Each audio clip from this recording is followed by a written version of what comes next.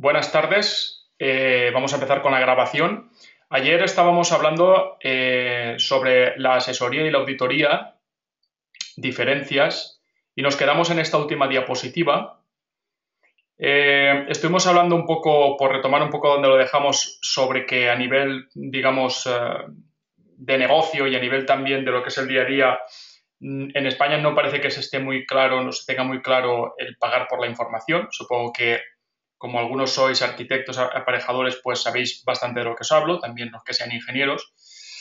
Y efectivamente, muchas veces no se aprecia el valor de un informe previo. Una de las cosas más importantes que dije ayer fue que para mí, evidentemente, cuando se trata de hacer un proyecto que pretendemos que sea eficiente, pues obviamente no se trata de hacer, digamos, varios presupuestos cada uno por separado, sino que evidentemente la gracia está en las sinergias de las cosas, como veremos más adelante. Entonces, como dije ayer, lo bonito es hacer un estudio previo y de ese estudio previo en el que más o menos se analizan con algún método rápido. Está claro que no a lo mejor al 100%, porque no es el momento para hacerlo, no es un anteproyecto o no es ya el proyecto en sí, pero sí más o menos con un orden de magnitud de un 10% arriba y abajo, pues podemos saber cuál es la demanda real, las necesidades que existen, y a partir de ahí que salgan varios presupuestos, dije ayer, podríamos decir varios escenarios posibles de combinación de varias cosas. Con lo cual, en contraposición a lo que sería un Frankenstein, es decir, una especie, digamos, de soluciones parciales, parches que he visto miles por ahí, que no hacen más que distar y bastante de lo que sería la eficiencia y también la economía, pues evidentemente hay que intentar por todos los medios que esto sea así, es decir, que por lo menos se haga un trabajo previo antes de poner cualquier euro a invertirlo en hacer cualquier tipo, digamos, de mejora, ¿vale? Estoy hablando evidentemente de instalaciones que precisen esto, no estamos hablando de que alguien evidentemente nos pida simplemente poner un sistema de energía solar térmica, por ejemplo, que ya de por sí evidentemente es una mejora de la eficiencia energética, o cambiar, por ejemplo, un aparato, por ejemplo, que tengan de aire acondicionado del tipo que sea, por uno más moderno, que simplemente con utilizar tecnologías scroll e inverter, pues ya estamos ganando y mucho, ¿de acuerdo? Estamos hablando de proyectos en los cuales, pues evidentemente, haya necesidad de calentarse un poco la cabeza. Bien, continuamos con la siguiente diapositiva.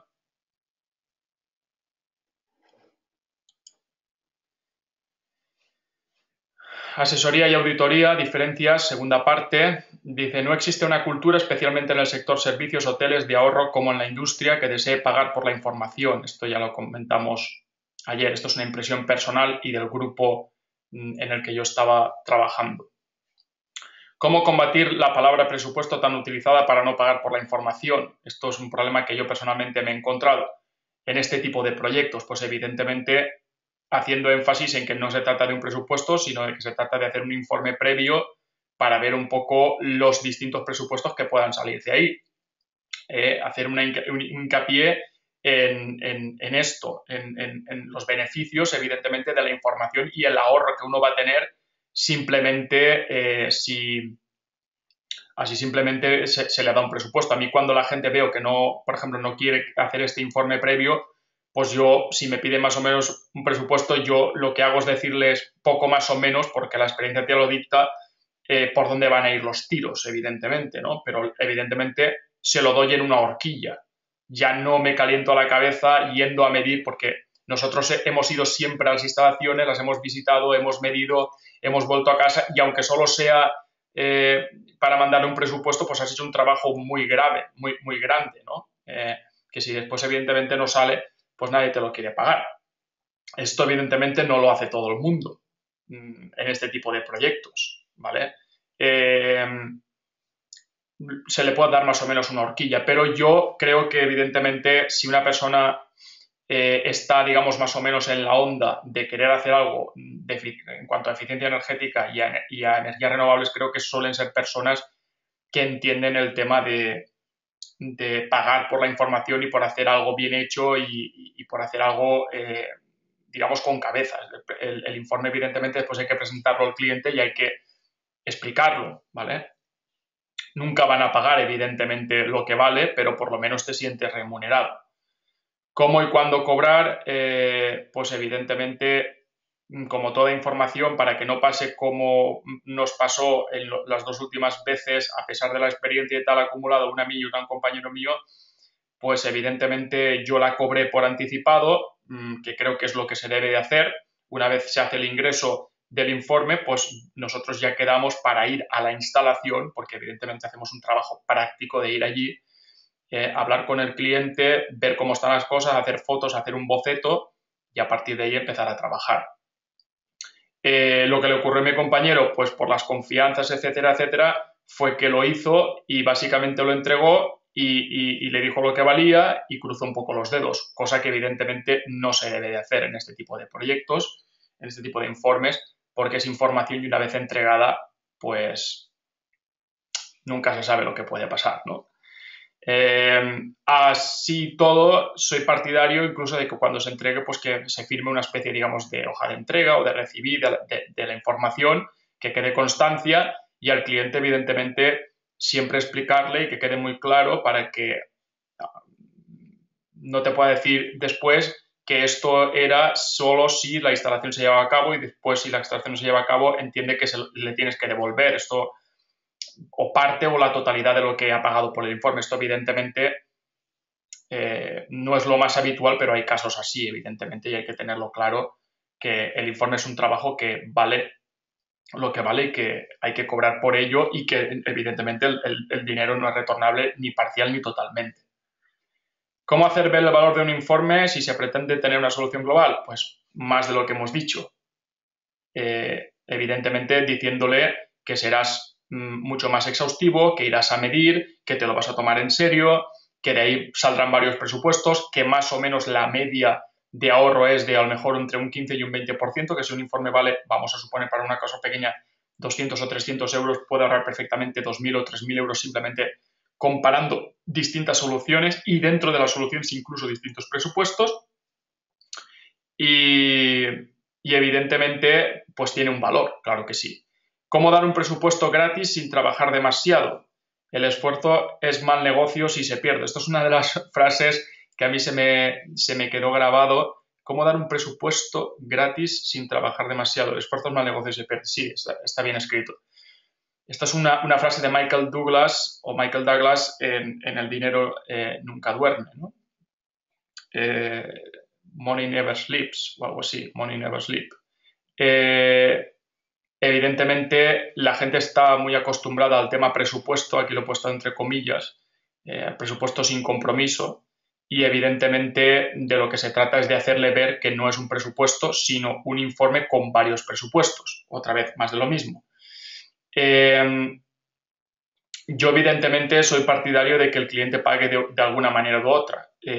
Si quiere evidentemente conseguir información y no quiere pagar por ello, pues evidentemente yo no me voy a desplazar a la instalación, cosa que no me agrada porque creo que no se pueden hacer las cosas así, pero lo que hago evidentemente es pues que el cliente me entregue información a cambio y que sea él el que me visite a mí en la oficina para que evidentemente pues digamos si quieren información sin ningún tipo de compromiso pues tener una breve charla, desde luego nada por escrito, y si ahí le puedo hacer ver el valor de las cosas, pues bien, y si no, pues le digo más o menos por dónde van a ir los tiros y lo tanteo un poco para ver si realmente tiene interés o no tiene interés.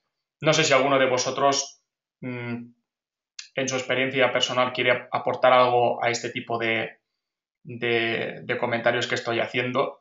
Por mi parte, era una cosa que quería comentaros del día a día en este tipo de proyectos y si tenéis algún comentario pues levantéis la mano, os doy paso y si no pues continuamos con las partes más técnicas. ¿No? Estupendo. Vale, vamos pues a la siguiente diapositiva titulada Gestión energética.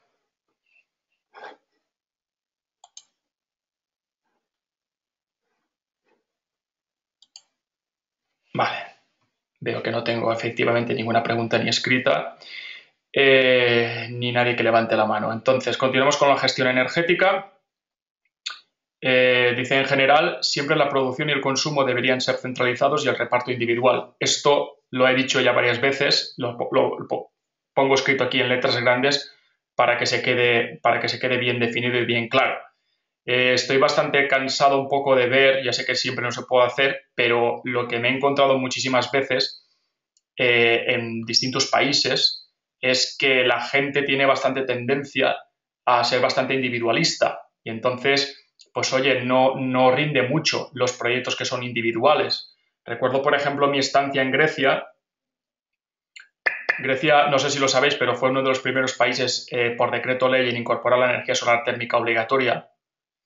Y cuando estuve en Tesalónica, pues una de las cosas que más me impactó fue el que siempre veía los edificios, las terrazas de los edificios, pues bastante fea, llena de antenas por una parte y llena de termosifones, es decir, equipos individuales para cada familia, además sin ningún tipo de gestión energética, es decir, es un termosifón, es lo más sencillo que existe, es verdad, pero también es cierto, evidentemente, que no tenemos forma de actuar sobre él.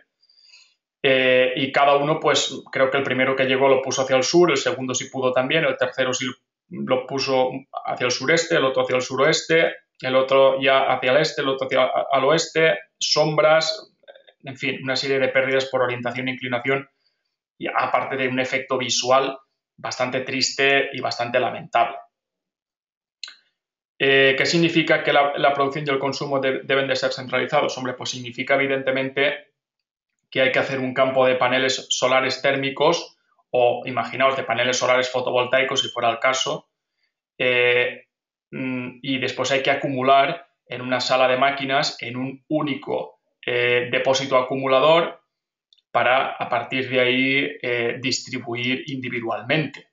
Lo que no tiene sentido, evidentemente, es que cada uno tenga su equipo, porque aparte del espacio que ocupa, es más caro, evidentemente, y encima no podemos sacar provecho de lo que se llama el factor de utilización y el factor de simultaneidad. El factor de utilización es el porcentaje respecto al 100% que tú estás utilizando tu equipo. ¿Vale? Por ejemplo,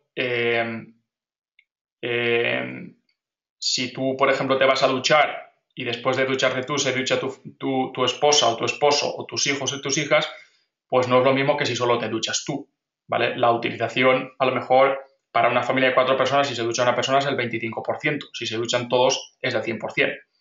Y el factor de simultaneidad, pues el factor de simultaneidad es aquel que dice cuántos en una finca, en un conjunto de viviendas, están utilizando sus equipos al mismo tiempo. Es muy raro que en todas las casas tengan la costumbre de ducharse todos a las 8 de la mañana. Habrá gente que se ducha a las 8, otros a las 7, otros a las 6 y otros a las 7 o a las 8 de la tarde. Con lo cual, al no poder utilizar el factor de simultaneidad y el factor de utilización en beneficio de todos, pues evidentemente se tiende a sobredimensionar el campo de paneles, la instalación o lo que sea. Lo mismo ocurre evidentemente pues con un equipo generador, como puede ser una caldera, ya sea de biomasa, con pellets, o ya sea de gasoil, o ya sea de gas licuado propano o de gas, ¿vale? Cualquier tipo de generador que sea individual, pues evidentemente va a suponer una pérdida en eficiencia importante. La producción y el consumo in situ será siempre lo más eficiente. Esto también lo estuvimos hablando ayer por el tema del transporte, no vamos a entrar más en ello. Y deberá tenerse muy en cuenta el transporte de la energía. En casos de transporte de tubería de cobre, debido a la alta conductividad de este, hemos medido pérdidas de hasta el 35% por mal aislamiento o inexistente. Esto también lo comentamos ayer. Hoy he vuelto a ver las fotografías que tomamos en las auditorías que hicimos energéticas en su momento, en los años 2012 y 2014, en la Ribera Alta, sobre todo en instalaciones públicas, y bueno, me ha entrado casi que un mal de estómago por ver evidentemente el estado en el que se encontraban, ¿no? Entonces, creo que evidentemente es algo que no somos conscientes de hasta qué punto la dejadez de un mantenimiento inexistente puede llegar a hacer ineficiente una instalación, hasta el punto de que básicamente no produzca. Pasamos a la siguiente.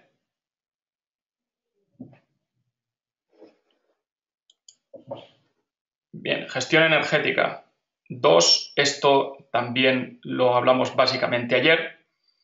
Dice, en conductos de climatización la estanqueidad supone el 25% y el aislamiento el 75% para garantizar la eficiencia de los mismos. Esto en caso de que queráis climatizar utilizando aparatos de conductos, ¿vale? Evidentemente no va a ser nuestro caso porque nosotros vamos a utilizar climatización a través de energías renovables, pero lo quise poner aquí un poco por comparar, por hacer una metáfora con lo que sería el tubo de cobre, ¿no? Es decir, aquello que hemos hablado de que el tubo tiene que estar bien aislado, pues lo mismo ocurre evidentemente con los conductos. Yo he hecho instalaciones por conductos y evidentemente aquí hay que insistir también bastante. Dice, como mínimo, la evaluación periódica del rendimiento de los equipos de generación de frío y calor. Eso como mínimo. ¿Como mínimo para qué? Pues como mínimo para garantizar que se cumplen los requisitos básicos de eficiencia energética del equipo, lo que hablamos ayer de comprobación de que el COP y el ERR continúan siendo altos, es decir, que no estemos pensando que tenemos una máquina ahí que está produciendo evidentemente unas termias o unas frigorías de un 2 o 3 veces superior o 4 incluso a lo que es el kilovatio eléctrico consumido, cuando en realidad eso no es así.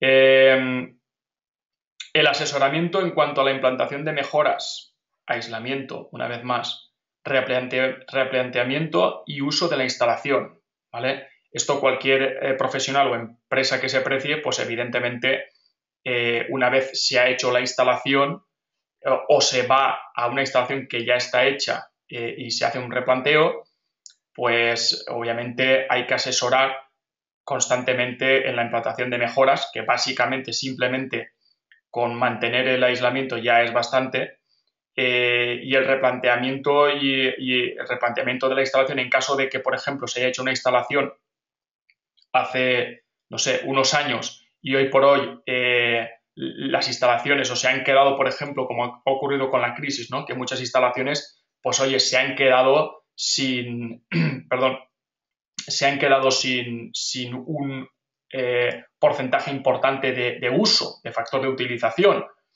Esto estamos cansados de verlo, por ejemplo, en edificios de oficina. Si evidentemente había un dimensionado de unas máquinas para climatizar un local y ahora hay un 50% o un 40% menos de personas, perdón, ni qué decir tiene que obviamente habría que replantear eso. Lo que nos encontramos muchas veces son soluciones de tipo parche, como suelo decir, pues desde tapar los conductos con plástico, con esparadrapo, de, por ejemplo, tener una instalación en una sala de máquinas que no se está usando y haber un bucle de recalentamiento, por ejemplo, del agua que no se usa constantemente. En fin, una serie, evidentemente, de cosas que, obviamente, pues por el paso de los años se tienen que replantear, o sea, porque el uso ha variado, es decir, ha cambiado las condiciones para las cuales se diseñó. Por otra parte, el uso de la instalación y los hábitos, pues sí, estar muy encima de ellos, ver un poco cómo se utiliza y evidentemente dar los consejos necesarios. Por encima de estos pasos, porque sería más o menos, digamos, un buen mantenimiento y un buen asesoramiento, pues está evidentemente la medición, perdón, la medición con los maletines que sean, es decir, llevando el maletín adecuado para medir los parámetros que sean, presión, diferencia de presión, temperatura, rendimiento del evaporador, rendimiento del condensador, etcétera, etcétera, y obviamente la recogida de datos, que ya sería el paso definitivo, como recogida de datos a través de un data logger, por ejemplo, e incluso el tratamiento de esos datos a nivel remoto, es decir, monitorización por telecontrol, ya sea vía radio, vía IP, etcétera, etcétera. Eso ya sería, digamos, el sumum, ¿no? Lo más importante de todo esto. Como valores límites de temperatura, pues en verano evidentemente no deberíamos de bajar de 26 grados, eso sería un valor más que aceptable, y en invierno no debería ser superior a 21. Con estos datos, que los doy así un poco por encima, creo que ya se consiguen evidentemente ya se consiguen eficiencias interesantes simplemente manteniendo la temperatura de los locales dentro de estos parámetros que son dictados por la normativa europea. Bueno, hemos acabado esta parte. No sé si alguno de vosotros tiene alguna pregunta. Amparo, Francisco, José Esteve, Juan José Gil. Hoy somos menos que ayer.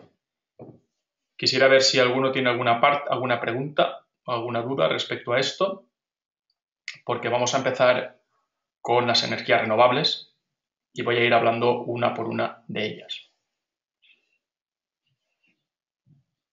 Entiendo que no es así, pues entonces pasamos a la siguiente.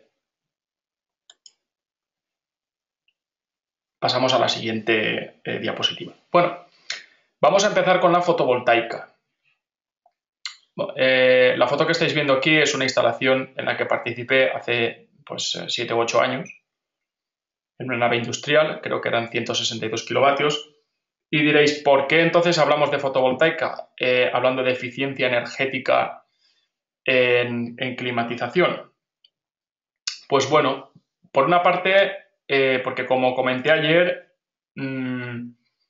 la fotovoltaica, cuando uno necesita tener una casa que funcione de manera autosuficiente, pues ni qué decir tiene que, por ejemplo, todos los aparatos de medida de mi casa, están sujetos día y noche al consumo de la energía eléctrica que producen los paneles solares. Con lo cual, pues la fotovoltaica es importante sí o sí. Punto número 1. Punto número 2. En muchas casas, en clientes nuestros, nos hemos encontrado que, por ejemplo, alguien nos ha pedido hacerle una instalación de energía solar fotovoltaica en el campo y me ha dicho, ahora me haces lo mismo en mi casa. Ven a mi casa y hazme lo mismo, porque pago un montón de dinero en la factura eléctrica. Vale. Y evidentemente al principio pues ibas, mirabas cosas y tal. Hoy evidentemente con un vistazo y con hacerle un par de preguntas tiene suficiente. Lo primero que le pregunto es, a ver, ¿cuánto pagas de factura eléctrica?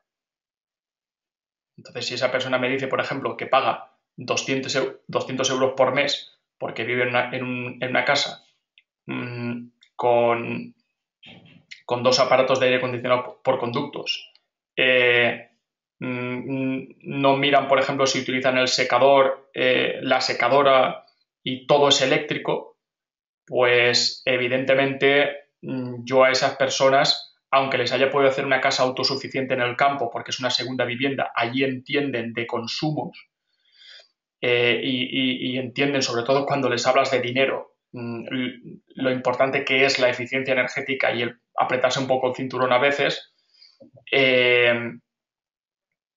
pues en su casa evidentemente sus hábitos son completamente distintos. Entonces, lo primero que te encuentras obviamente es que si una persona no hace caso de los consumos que posee en su casa y no se da cuenta de hasta qué punto está metido dentro de la madriguera, es decir, hasta qué punto depende de la compañía eléctrica que le suministra, pues evidentemente, como dije ayer, esto no es simplemente tengo el dinero y lo quiero hacer, esto es un cambio de paradigma total y hay gente que no está preparada para ello. Entonces, por ejemplo, el sistema de climatización de su casa obviamente es el consumo más importante junto con por partes iguales, es decir, 50-50, y obviamente una persona que climatiza su casa con un aparato de aire acondicionado por conductos, pues no es una persona que pueda tener una climatización basada en la energía solar fotovoltaica, ¿vale? Y menos todavía si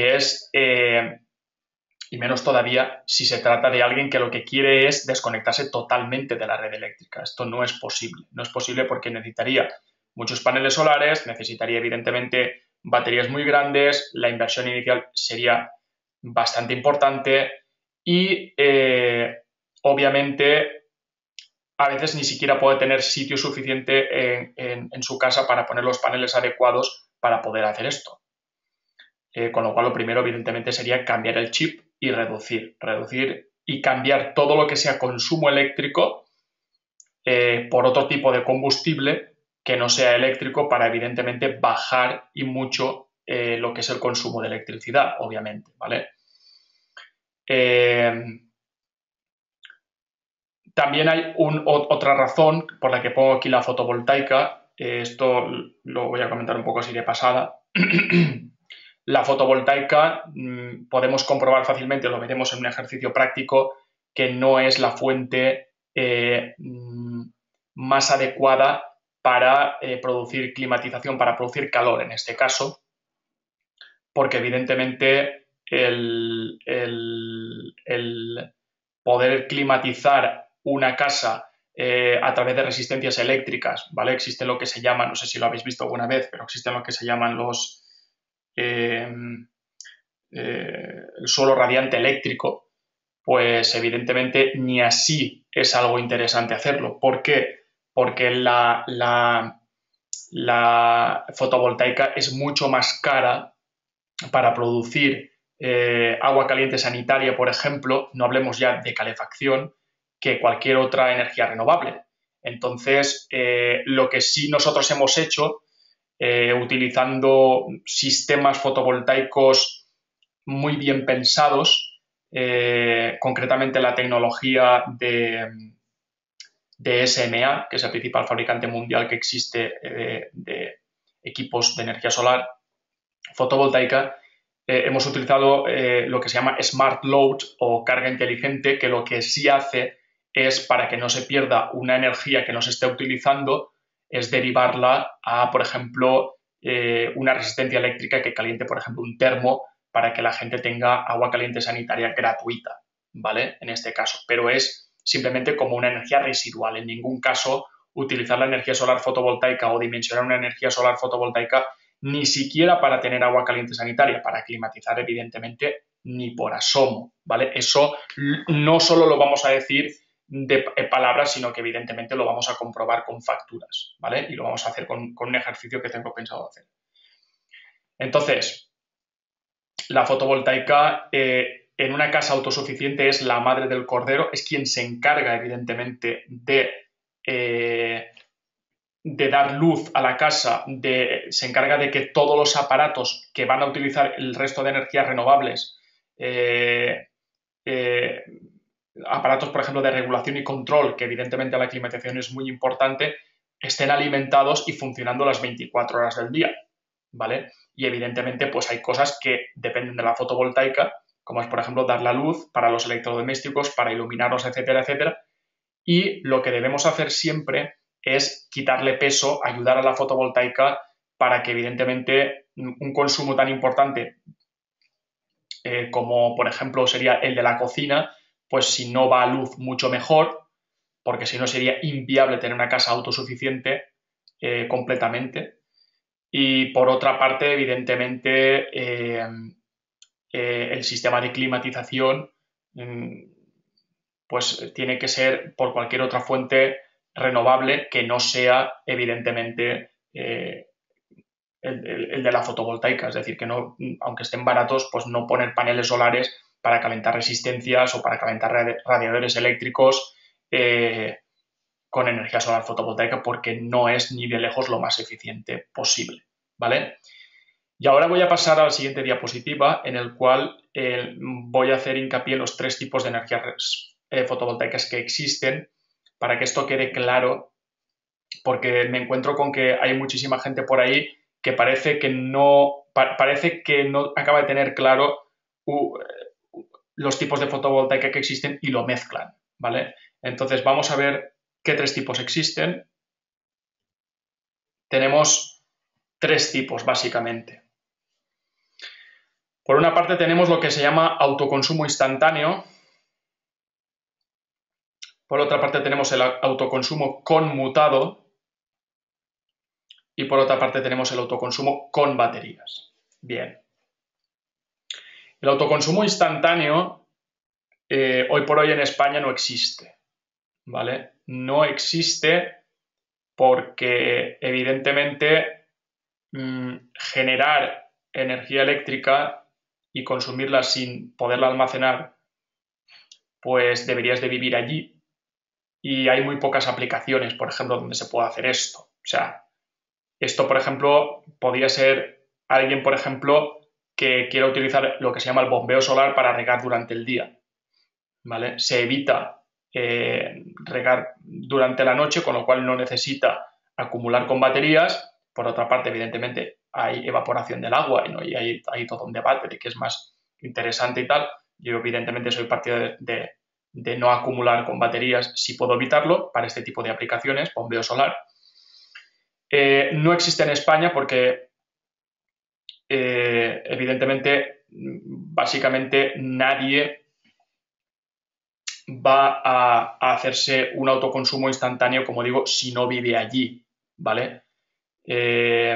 Yo vengo de Inglaterra de hacer un proyecto en el que hemos hecho autoconsumo instantáneo. En este caso, lo que permite la ley en Inglaterra para los hospitales en los que yo he estado trabajando es que a ellos les permite tener una conmutación con la red eléctrica e incluso, evidentemente, con sus generadores diésel en el caso de que tengan algún fallo y tengan que arrancar algunos por emergencia, porque se trata de un hospital, por supuesto. Entonces, todos los paneles solares que pusimos en el proyecto, más de 1 megavatio, como el hospital tiene consumos bastante altos, ellos están convencidos de que todo lo van a utilizar durante el día, porque evidentemente pues, tiene consumos que son altísimos.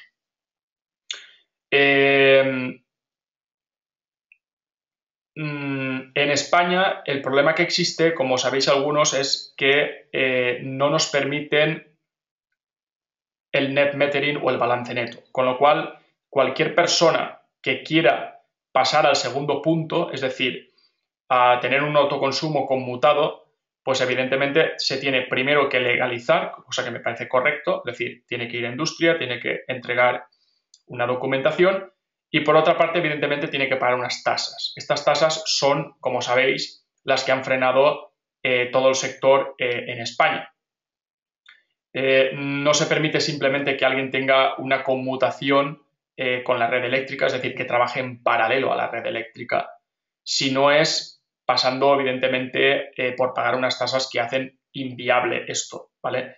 Aparte de que, evidentemente, se ha estado en un limbo, que es lo que más daño ha hecho el sector, porque no han estado las reglas del juego claras y todavía, evidentemente, siguen sin demasiada claridad. Es decir, se habla evidentemente siempre de las tasas, de la retroactividad, etcétera, etcétera.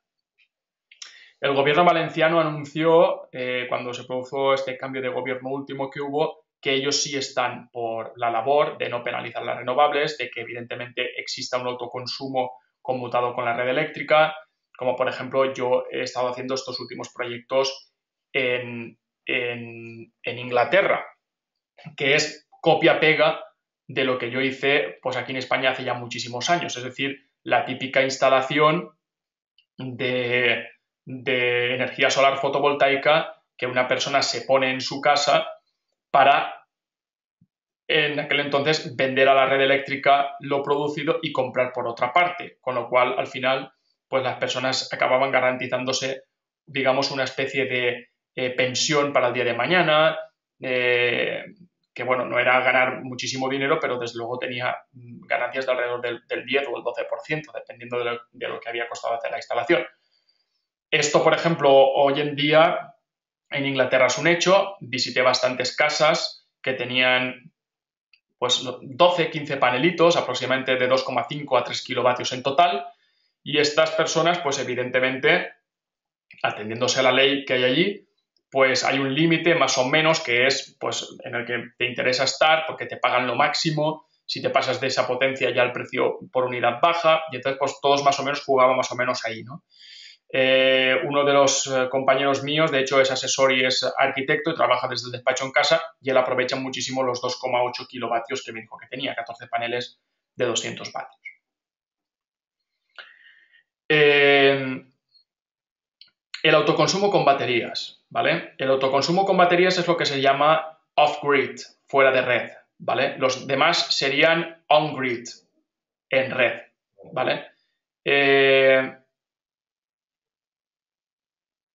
El autoconsumo con baterías es lo que nosotros solemos ver normalmente en las segundas residencias, en las montañas, por ejemplo, donde no llega la red eléctrica y donde no hay más remedio.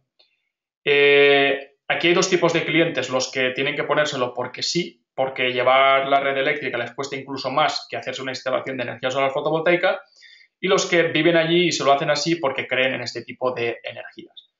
Como dije ayer que esto era un cambio de paradigma, pues evidentemente los primeros son muchísimo más difíciles de tratar porque no se dan cuenta de que no pueden hacer lo que les dé la gana, y los segundos evidentemente pues tienen cierta predisposición.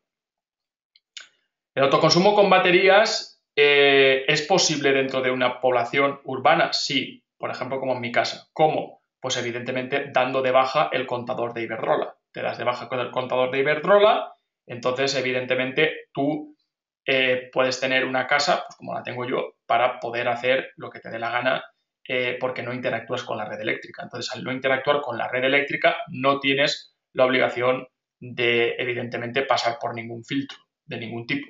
Tú te has hecho una instalación que la podías tener, evidentemente, simplemente como algo, como laboratorio, como yo la tuve al principio, sin tenerla conectada a nada, simplemente para probar cosas, evidentemente, para experimentar, para ser muchísimo más eficientes cuando uno va a una instalación, para poder medir, para saber uno de lo que se lleva entre manos. Y finalmente, pues evidentemente, cuando alguien se desconecta de la red eléctrica, tiene que estar muy preparado para poderlo hacer, por lo menos estar abierto a que evidentemente las personas pues le digan lo que tiene que hacer y poder actuar acorde a lo que uno quiere pagar, porque la gente normalmente quiere pagar lo mínimo, pero después quiere utilizarlo lo máximo. Entonces, aquí, como dije ayer, todas las energías renovables, y en especial se ve también en la fotovoltaica, están preparadas para consumos más o menos llanos. No es aconsejable asumir picos de consumo, y en cuanto a la climatización tiene mucha importancia saber el pico de consumo, dónde está, si se produce en verano o se produce en invierno, a través de energías renovables. Para eso es mucho mejor, como veremos, actuar con esos picos quizás con fuentes no renovables, o simplemente intentar evitarlos, evidentemente, ¿de acuerdo?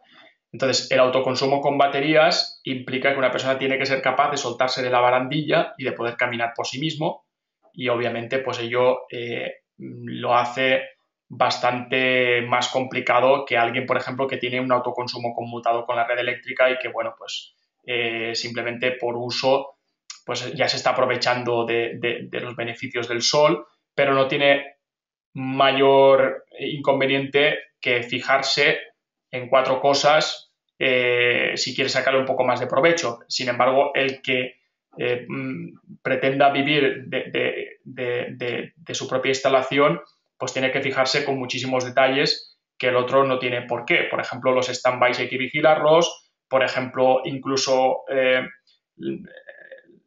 la colocación de la nevera en una zona adecuada para que en verano no se dispare el consumo, incluso cerrar la puerta de la nevera es importantísimo, no poner evidentemente varios aparatos al mismo tiempo, es decir, el factor de uso, en este caso de toda la instalación, si puede ser en serie mejor que si ponemos muchas cosas en paralelo para no producir descargas importantes en las baterías, etcétera, etcétera.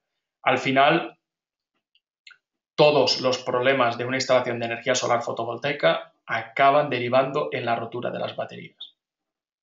Por eso hay instalaciones que las hemos visitado y aunque parezca que sea ponernos medallas, antes de llegar nosotros había un auténtico cementerio de baterías allí acumulado.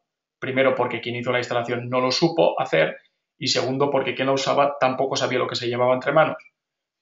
Es una verdad como un templo el decir que no existe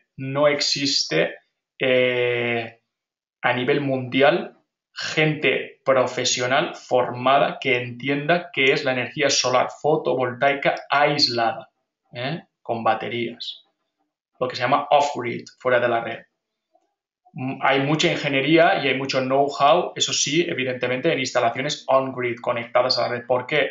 Por la sencilla razón de que son instalaciones más grandes, se maneja muchísimo más dinero y se ha hecho como negocio. Pocos o casi ninguno de los que yo conozca que están trabajando en el sector saben lo que es una instalación de autoconsumo con baterías.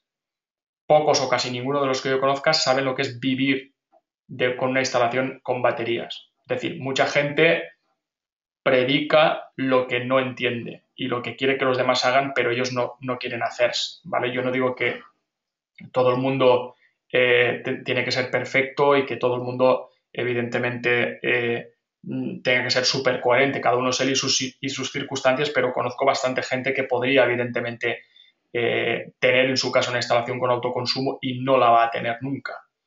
Eso implica, evidentemente, que exista un desconocimiento bastante importante sobre lo que es el autoconsumo con baterías y que la gran mayoría de las instalaciones que estén por ahí, primero, distan muchísimo de ser eficientes y segundo, duran muy poco. Y eso acaba redundando, evidentemente, pues en que el cliente se tenga que gastar dinero innecesariamente cuando podía tener su instalación funcionando perfectamente si entendiese lo que tiene entre manos, porque se lo hayan explicado y porque él evidentemente quiera, obviamente, entenderlo y practicarlo. Hubo un momento en mi época de instalador y de diseñador de este tipo de instalaciones en que pensé en dejar el sector porque era bastante complicado que una persona que había hecho alguna cosa mal confesara evidentemente que lo había hecho mal. Pues yo creo que, por poner un ejemplo, si alguien, por ejemplo, no sé, rompe algo y en su casa, por ejemplo, y puede cargarlo al seguro de la casa, pues no va a decir que lo ha roto él, ¿no? Eso es algo que evidentemente, pues desgraciadamente es bastante común, ¿no? Pero es así. Entonces, de la misma manera, pues alguien, por ejemplo, que viva en su casa y que haga un mal uso de la instalación o que conecte algo que no debería de conectar, acaba rompiendo la instalación y no son partidarios de, evidentemente, decir la verdad, porque evidentemente esto cuesta muchísimo dinero, obviamente.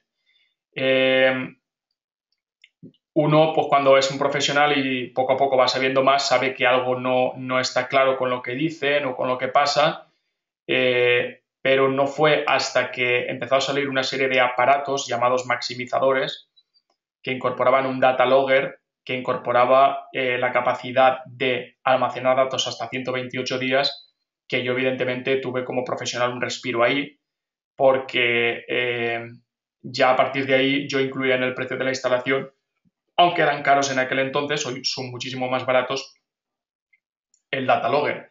Esto me dio un respiro porque evidentemente cuando yo voy a hacer una instalación le explico a la persona de manera indirecta que yo sé lo que va a hacer.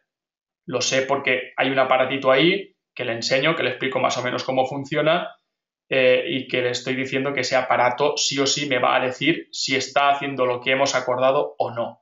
Y que en caso de que yo venga aquí y él me diga que no y el aparato me diga que sí, pues evidentemente voy a descubrir que me está mintiendo, obviamente, ¿vale? Entonces, esto, lo creáis o no, evita muchísimos problemas, porque la gente se conciencia y sabe que evidentemente tiene que hacer bien las cosas, no solo por su interés, sino porque evidentemente en caso de que lo rompa lo va a tener que pagar, no lo va a poder cargar ni a la garantía, ni a que esto no está bien funcionando, etcétera, etcétera, ¿no? Entonces, el autoconsumo con baterías implica todo esto y, bueno, si da tiempo hablaremos un poquito más de este tipo de instalaciones más adelante o en los próximos cursos, que es cuando está pensado andar un poco con ello. Yo, por mi parte, dejaría aquí el tema de lo que es la energía solar fotovoltaica, lo que es, digamos, a nivel de dar un vistazo a lo que son las tipologías que existen. Y, evidentemente, si tenéis alguna pregunta respecto a las tipologías, que para mí es lo más importante que nos haya quedado claro, me la podéis hacer ahora, me la podéis formular ahora, o si no, voy a continuar explicando cuáles son los fallos más comunes que hemos visto en lo que son las instalaciones de energía solar fotovoltaica. Algunos pequeños fallos, no voy a entrar en detalles en ellos porque para eso están los próximos cursos, pero me gustaría, antes de meterme en temas técnicos, que si alguien tiene alguna duda sobre los 3 tipos que existen de fotovoltaica, que levante la mano, que lo pregunte vía chat.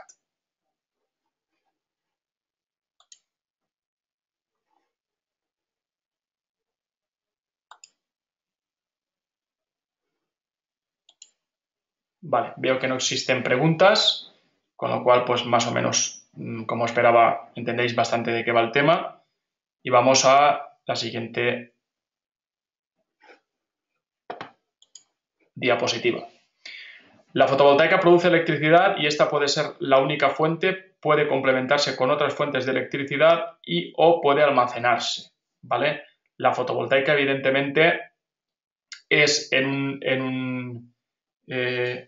un proyecto autosuficiente, aquella que va a liderar la producción de electricidad y, obviamente, la responsable, digamos, de que todo lo demás funcione. ¿Se puede conectar con otras fuentes? Sí, se puede conectar con otras fuentes que van a producir también electricidad, como por ejemplo, la eólica. Pero, evidentemente, la eólica supone, pues, tener que hacer un estudio de una rosa de vientos in situ donde se va a conectar la instalación. Supone, evidentemente, que no tiene la fiabilidad ni muchísimo menos que pueda tener el sol. El sol más o menos funciona como una especie de campana de Gauss, una campana. Desde las 8 de la mañana hasta las 8 de la tarde va aumentando hasta que llega a un punto máximo y a partir de ahí decrece. Ese mismo comportamiento es el que tiene anualmente. Es decir, las 8 de la tarde podía ser el mes de enero, las 8 de la mañana puede ser el mes de enero y las 8 de la tarde el mes de diciembre. Enero tiene menos energía acumulada solar que febrero, febrero menos que marzo, marzo menos que abril y así sucesivamente hasta que llegamos al mes o 2 meses que más tienen, que suelen ser julio y agosto, y a partir de ahí empieza a decrecer, ¿no? La eólica, evidentemente, sirve como apoyo, ¿vale? Pero en ningún caso puede ser, evidentemente, la que lidere. Entonces, ¿qué es lo que hay? Pues evidentemente hay instalaciones de tipo híbrido. Normalmente los fabricantes de eólica siempre tienden a admitir, evidentemente, que la fotovoltaica debe de ser la primera, pero para mi entender, si no tienes experiencia en este tipo de instalación, ellos quieren, evidentemente, que pongas bastante potencia eólica, con lo cual, pues, te suelen decir a lo mejor, por decir algo, 60-40. Y el 60-40, evidentemente, es un porcentaje, 60 de solar y 40 de eólica, que como no estés en un sitio cuyo mapa eólico te diga que tienes 5 sobre 5 en cuanto a energía eólica disponible anual, pues desde luego no es ni de lejos lo más aconsejable, ¿de acuerdo? Y, por ejemplo, aquí en la zona de Valencia, pues no es así. Tal es el punto, por ejemplo, que mi casa autosuficiente, evidentemente, no tiene eólica. La de mi compañero Enrique sí, porque está justo en la cima de una montaña en la Vall d'Uixó, no tiene obstáculos delante, tiene el mar, de hecho, y el flujo laminar de viento que tiene hace que el aerogenerador le produzca, pues incluso por la noche, ¿no? Obviamente. En este tipo de instalaciones nosotros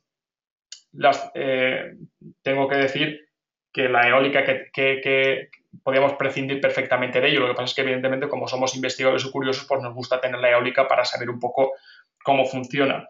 Y de vez en cuando, evidentemente, produce una energía que nos viene muy bien, sobre todo, por ejemplo, en días nublados o por la noche, cuando el sol, evidentemente, pues no está o es inexistente, básicamente. No es, evidentemente, una energía para fiarse, ¿eh? No es la que puede liderar, evidentemente, el resto de energías renovables en una instalación. E incluso en Galicia, por ejemplo, en los faros, pues Galicia, como tiene muchísimo menos sol y tiene más viento, los faros que evidentemente que tienen que estar funcionando sí o sí, lo que hacen evidentemente es sobredimensionar la energía solar fotovoltaica con respecto, por ejemplo, a lo que lo haríamos aquí en Valencia, para que el faro siga funcionando incluso cuando no haya mucho sol. Prefieren eso, evidentemente, a poner aerogeneradores, ¿vale? Porque es muy impredecible el tema del aerogenerador, ¿vale? Podría hacerse una instalación híbrida, por supuesto. No sé si son los técnicos que se dedican a esto conscientes de que eso se podría hacer y en qué medida, si lo han valorado o no. Y, evidentemente, existen proyectos y hemos hecho proyectos en los que hemos recomendado un cierto porcentaje de eólica en función también del sitio y del uso que iba a darse. Bien, existen otras pequeñas fuentes que pueden acoplarse a la fotovoltaica, como serían las pequeñas turbinas hidráulicas o picohidráulicas, como suele llamarse. Esto en España no está prácticamente nada desarrollado por la sencilla razón de que hay que hacer una declaración de interés comunitario para poder hacer uso del agua, que evidentemente es algo que es de todos. Podría darse el caso de utilizar picoturbinas, es decir, turbinas de 2 y 3 kilovatios muy pequeñitas, que garantizarían evidentemente un suministro continuo por fuente renovable a cualquier proyecto que queramos hacer, autosuficiente. Tal es el caso, por ejemplo, de instalar a lo mejor turbinas en sitios donde existe como mínimo un caudal que haga que no nos quedemos sin agua y evidentemente que aquello pueda producir. Si existe un caudal mínimo y hay turbinas del tipo que sea Kaplan, Pelton o Francis que con un mínimo caudal puedan estar funcionando, pues la energía pico hidráulica es una energía evidentemente que tiene muchísimas ventajas porque funciona a las 8.640 horas anuales, 365 días por 24 horas. Solo en el caso, evidentemente, de que exista sequía, pero ya digo, las picoturbinas no necesitan esto, no necesitan preocuparse mucho, ¿no? A no ser que, evidentemente, la sequía sea muy fuerte. Si podemos instalar una picoturbina, pues evidentemente nos va a facilitar muchísimo la vida. ¿Por qué? Porque al tener este suministro continuo de energía, esto redundará, en primer lugar, en una seguridad, en segundo lugar, en una instalación que prácticamente no necesite baterías o no las necesite, porque como he dicho antes, si funciona las 24 horas del día, pues evidentemente la energía está acumulada en forma de agua y puede producir electricidad y pasaríamos de tener una instalación, por ejemplo, fotovoltaica con baterías, a incluso poder quitar las baterías y sustituir eso por un caudal de agua constante por una picoturbina. Esto, como he dicho antes, en España no se da, prácticamente es inexistente. Carmen, de la Agencia Energética de la Ribera, sabe evidentemente que por aquí, por Valencia, hay como una o dos instalaciones que utilicen la hidráulica para producir electricidad. Hay una en la Sudantella, creo que hay otra en Picaña o en Picassent y poco más. Por la zona centro de España sí ha habido algún que otro aprovechamiento de la energía para producir electricidad, pero básicamente este tipo de proyectos en España no existen, no se han promovido. Entiendo que por una parte por el tema de la declaración de interés comunitario y por otra parte porque no les ha interesado demasiado, entiendo, fomentar esto. Como ocurre también con el caso de la eólica. Si os fijáis, la eólica en España pasa de ser los pequeños microaerogeneradores de 400-500 vatios, 1000 vatios, ya es difícil encontrarlos. De ahí pasamos a los grandes aerogeneradores de 1 mega, 5 megas y 10 megas. Entonces, ¿qué ocurre con todo lo que hay en medio? Es decir, ¿qué ocurriría, por ejemplo, con los aerogeneradores de 5.000 vatios, 10.000 vatios, 15.000 vatios, 20.000 y 30.000?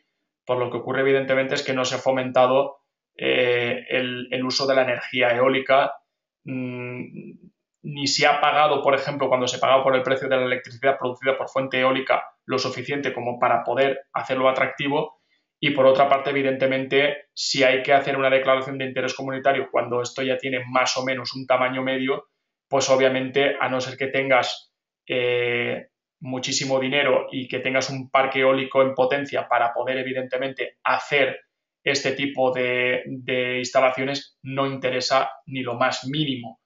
Recuerdo que a nivel personal un compañero tenía un aerogenerador de 5 kilovatios en su casa para poder producir electricidad y para poder, evidentemente, compaginarlo con otras fuentes y para poder entender e investigar. Pero esto era algo a nivel personal. A nivel personal, porque lo que sacaba, evidentemente, de la electricidad era básicamente irrisorio y al final optó incluso por comprarse baterías grandes, esto como experimento, y al tener suficiente viento, pues intentaba cargar las baterías con el aerogenerador y aprovecharlo para hacer la casa autosuficiente. De momento vamos a hacer un pequeño descanso, son las 8:30. Si os parece, hacemos 5 o 10 minutitos, 8 minutitos, 10 minutitos, y después cuando volvamos continuaremos. No voy a parar hoy la grabación porque ayer la paré y me he dado cuenta, hablando con un compañero mío, que al parar la grabación lo que hace es hacerlo en 2 archivos. Y me ha recomendado no hacerlo así, me ha recomendado que aunque exista un espacio en medio, que es el que vamos a tener ahora de pausa, pues que se quede así muchísimo mejor, porque incluso la plataforma hay veces que no genera el segundo archivo, ¿vale? Entonces lo vamos a dejar aquí, nos vamos a ver en 6 o 7 minutitos y continuamos con el tema de la fotovoltaica, ¿vale? Hasta ahora.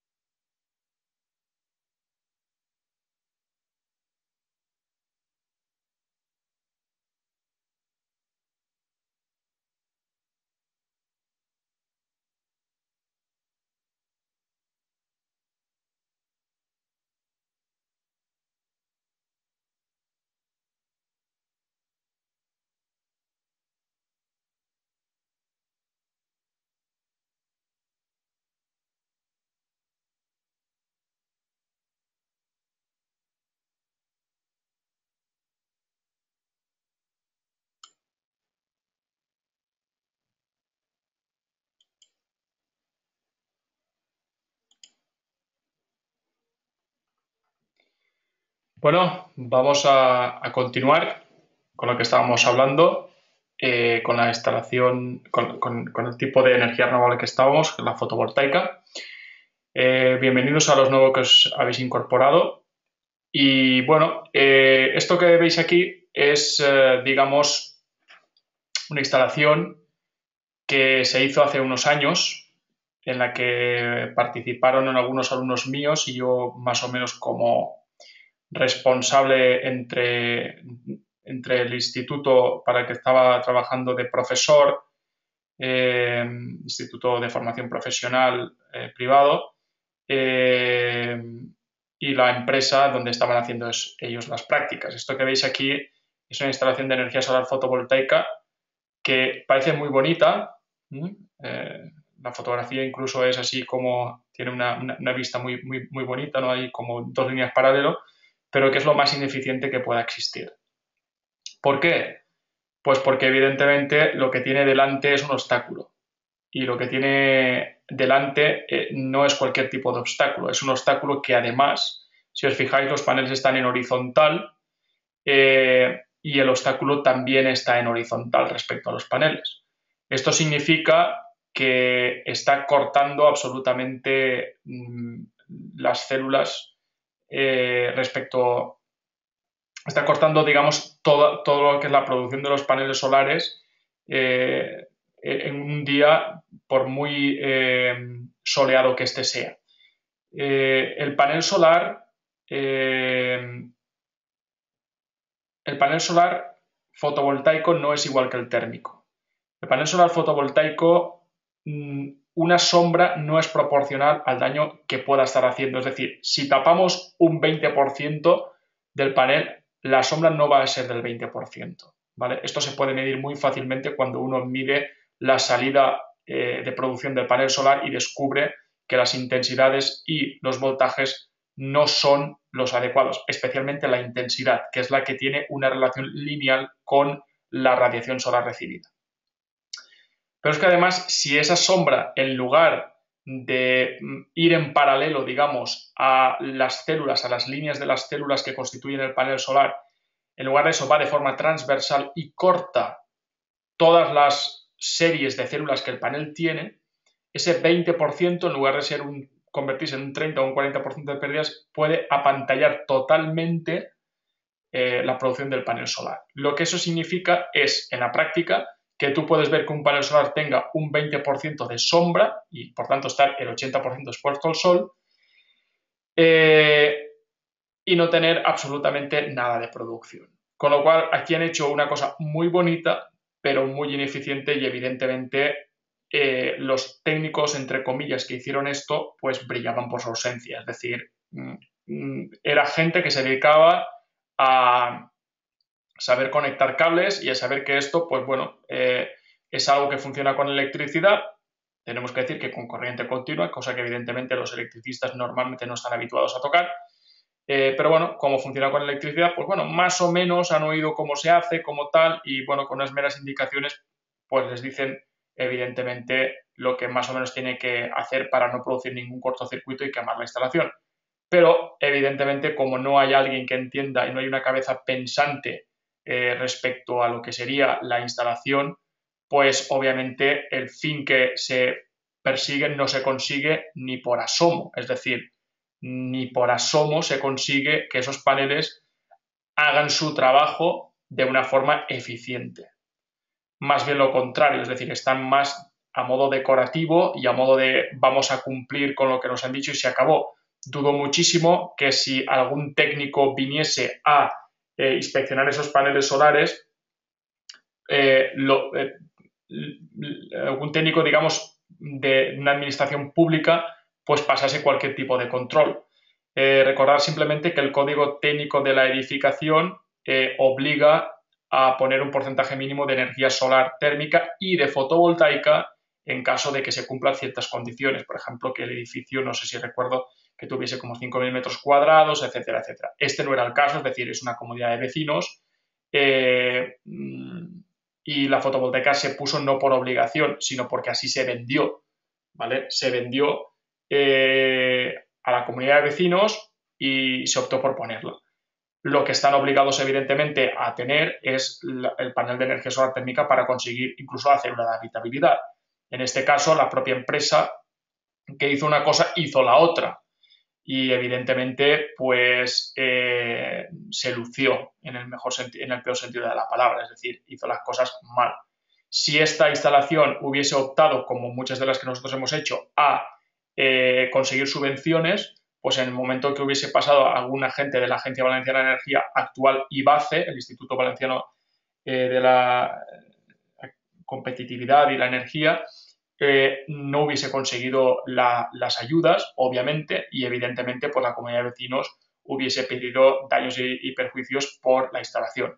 Aquí, ojos que no ven, corazón que no siente. Dudo mucho, evidentemente, que sepan un poco lo que se les hizo. Bien, por mi parte creo que eso es todo en cuanto a lo que es la fotovoltaica. Esta siguiente diapositiva que vais a ver simplemente recalca un poco lo que he dicho.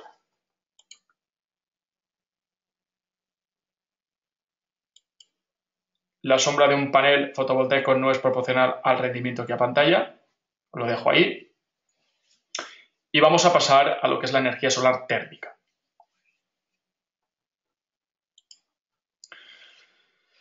Bien, esto que veis aquí es una foto de la instalación que hicimos en un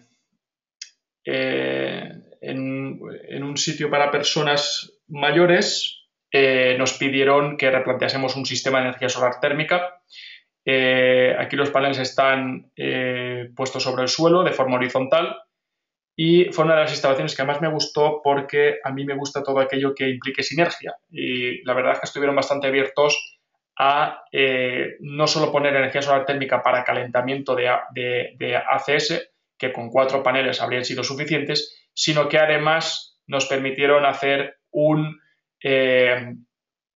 proyecto que implicase precalentar el agua para la calefacción con energía solar térmica. Incluso una empresa que contrataron para hacer una especie, digamos, de dirección facultativa, digamos que estaban por encima de nosotros en cuanto a que nos vigilaban o intercambiaban opiniones con nosotros, entendían evidentemente del tema, ellos estaban más que abiertos a que esto fuera así y eso fue algo que me sorprendió y me sorprendió bastante. ¿Qué es la energía solar térmica? La energía solar térmica es la energía que por efecto térmico calienta un líquido, normalmente evidentemente agua, con glicol, es decir,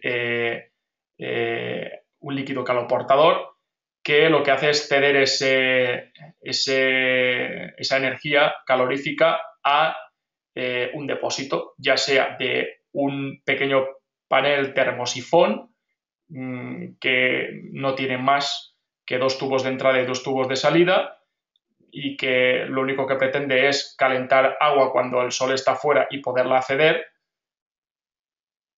o sea un equipo, digamos, de circulación forzada en la cual pues podamos incidir sobre lo que sería tanto la producción como el reparto de esa producción a través de lo que son las programaciones de las centrales de regulación y los actuadores como las bombas y las válvulas de 2 y 3 vías, ¿vale? Bien, esto que veis aquí evidentemente no es un termosifón, se nota porque obviamente aunque solo sea una pequeña foto de una parte de él, no tiene un depósito arriba. Los termosifones poseen el depósito arriba, funcionan por gravedad o por efecto termosifón y evidentemente su rendimiento es bastante inferior vamos a llamarlo así, al de un panel solar o captador solar térmico que funcione evidentemente solo con más captadores solares para ceder la energía a un depósito de acumulación que está en una sala de máquinas.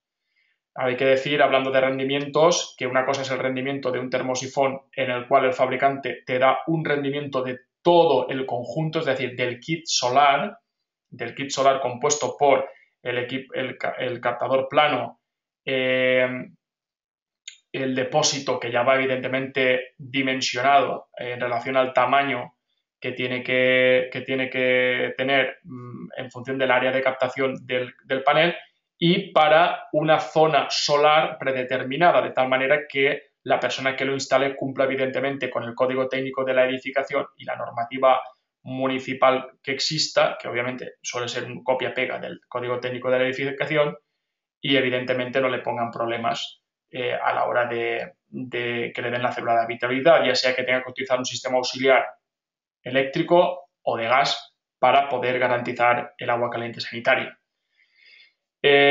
Cuando evidentemente hablamos de captadores solares planos, tenemos que hablar del rendimiento del captador solar por una parte y del rendimiento de la instalación por otra parte, que dependerá de la capacidad de dimensionado que tenga el técnico, dependerá de la ubicación, dependerá evidentemente del uso que se le vaya a dar, si es solo agua caliente sanitaria o si es también precalentamiento para calefacción, como estoy diciendo en esta instalación, etcétera, etcétera. Es decir, depende de muchas más cosas, obviamente, ¿vale? Para ello existen ya ciertas centrales de regulación con ciertos esquemas básicos ya o ciertos esquemas de principio ya hechos que nos facilitan bastante la labor, porque básicamente, por muy complicada que sea la instalación que vas a hacer, pues siempre puedes coger uno de esos esquemas como base y a partir de ahí intentar ver la solución más eficiente y montar tu propio proyecto, ¿vale? La energía solar térmica, he de decir, ¿vale?, que evidentemente será una de las cosas que más nos vamos a encontrar por ahí en proyectos de eficiencia energética en edificios para climatización. ¿Por qué? Pues por varias razones. Primera razón, porque la energía solar térmica es muy económica.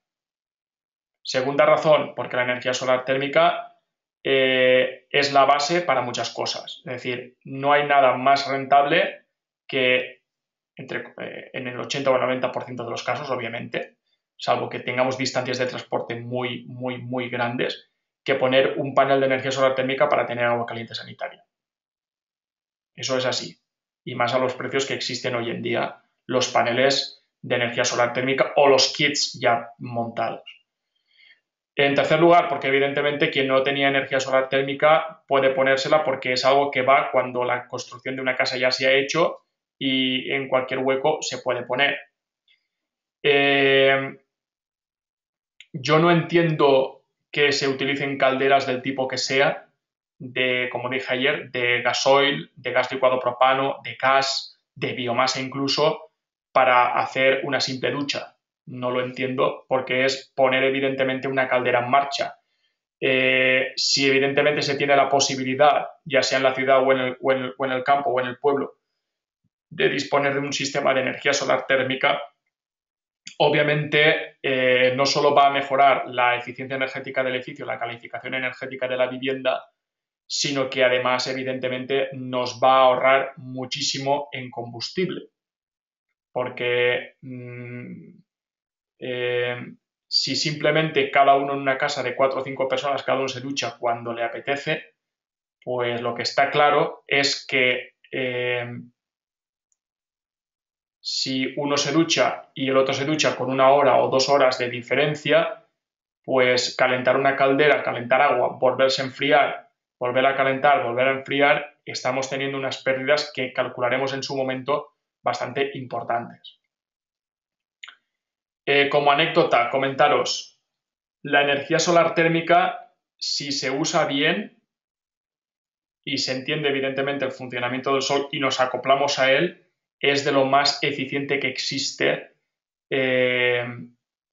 para tener agua caliente básicamente gratuita.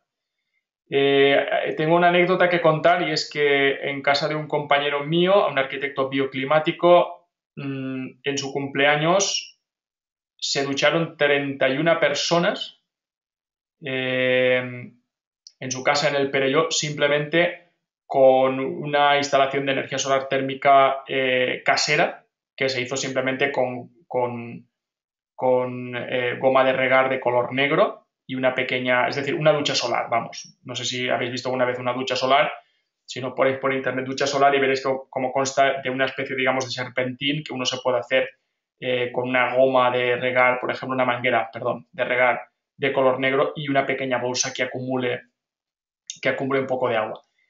efectivamente, cuanto más nos vamos hacia el verano, mayor es la producción de energía solar térmica.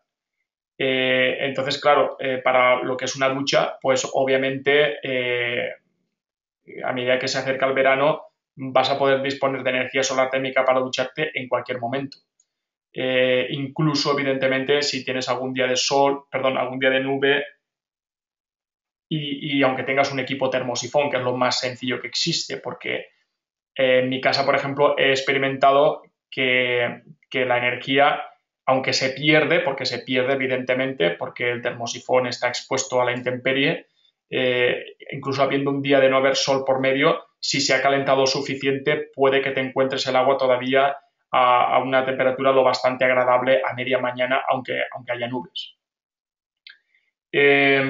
Como digo, mi compañero y sus colegas se ducharon 31 personas con, no sé si decir, una diferencia de unos 15-20 minutos más o menos entre unos y otros. Eso significa que evidentemente se vaciaba en parte el agua, volvía a entrar agua fría sanitaria, agua de red, se calentaba gracias al sol que había y la persona siguiente se duchaba, ¿no? Fue una especie, digamos, de juego o de cosa que estuvimos haciendo en su momento. Esto simplemente como anécdota para demostraros, evidentemente, los que no sois usuarios de energía solar térmica, hasta qué punto pues uno cuando lo vive, ¿no? Pues puede ver estas cosas, lo maravilloso que es el tener esta energía gratuita. Evidentemente, la energía solar térmica tiene un problema y es que, obviamente, cuanto más la necesitamos, menos la tenemos, que es evidentemente en invierno, y cuanto menos la necesitamos, más la tenemos, que es en verano. Entonces existen evidentemente pues, soluciones incluso para tapar los paneles parcialmente o totalmente y evidentemente eso implica pues, un desaprovechamiento de la energía, pero esas son las circunstancias. Como dije ayer, producción y consumo no suelen coincidir en la energía renovable y por eso hay que almacenar. Obviamente esto implica que la energía solar térmica tenemos que ver muy bien a la hora de dimensionarla cuál va a ser el uso para, por ejemplo, si queremos hacer un proyecto eficiente de verdad. Me explico. La energía solar térmica usada simplemente para agua caliente sanitaria ya es eficiente de por sí, pero para hacer eso tampoco hace falta calentarse la cabeza. Cuando realmente hace falta calentarse la cabeza es cuando uno tiene que plantearse hasta qué punto le interesa poner más paneles solares para tener un precalentamiento de agua. Si tenemos la suerte de que tener, por ejemplo, un proyecto que implique el más mínimo uso industrial de agua, por ejemplo, en un lavadero de coches, por ejemplo, en una conservera, donde tiene que calentar agua para higienizar la fruta, por ejemplo, en una fábrica pequeña de cremas. Yo hace unos meses hice una instalación en Huesca para un amigo que vive y tiene su laboratorio de fabricación de cremas ecológicas allí mismo. Al ver los hábitos y evidentemente hacer un estudio previo de cuál va a ser el uso de la instalación, pues yo recomiendo en estos casos en los que aparte del agua caliente sanitaria y la calefacción para consumo propio, si existe un uso industrial del agua al nivel que sea, sobre todo si es a baja temperatura, es decir, estamos hablando de temperaturas de 30, 50, más o menos 55 grados, la energía solar térmica es más que rentable, súper rentable, ¿vale? Por ejemplo, en mi caso, mi compañero que me pidió que le hiciera la instalación, él para las cremas usa agua a 30-35 grados más o menos. Eso es más o menos la temperatura a la que nos duchamos. Claro, imaginaos, en este caso, una instalación térmica con 2 paneles solares y una acumulación de 300 litros para 4 o 5 personas, más alguna ducha de algún trabajador y tal, pues evidentemente, ¿qué ocurre? Que cuando viene el verano, que encima coincide con la campaña suya de producción de cremas más potente, él, toda esta energía gratuita que tendría de 300 litros de agua caliente acumuladas ahí sin usarla en verano, porque evidentemente no te duchas con agua caliente, la está aprovechando al máximo para, evidentemente, la fabricación de las cremas, lo que significa que una instalación que aproximadamente le costó unos 5.000 euros, porque bueno, se hicieron una serie de reformas y una serie de cosas también que había que hacer por ahí, de fontanería, que no hicimos nosotros, pero se hizo también, pues la va a amortizar en 2 años y medio, 3 años creo que me dijo aproximadamente, porque ha bajado muchísimo el consumo de la caldera de gasóleo, que eran aproximadamente, creo recordar, unos 4.000 euros, y de un termoeléctrico que también tenía por ahí a básicamente algo inexistente. Es decir, está teniendo ahorros de aproximadamente unos 2.000 euros anuales. Esto evidentemente es algo incluso que se sale de los parámetros de rango que uno maneja cuando maneja una instalación de este tipo, porque evidentemente los plazos no son tan cortos, pero hasta ese punto pueden llegar a serlos.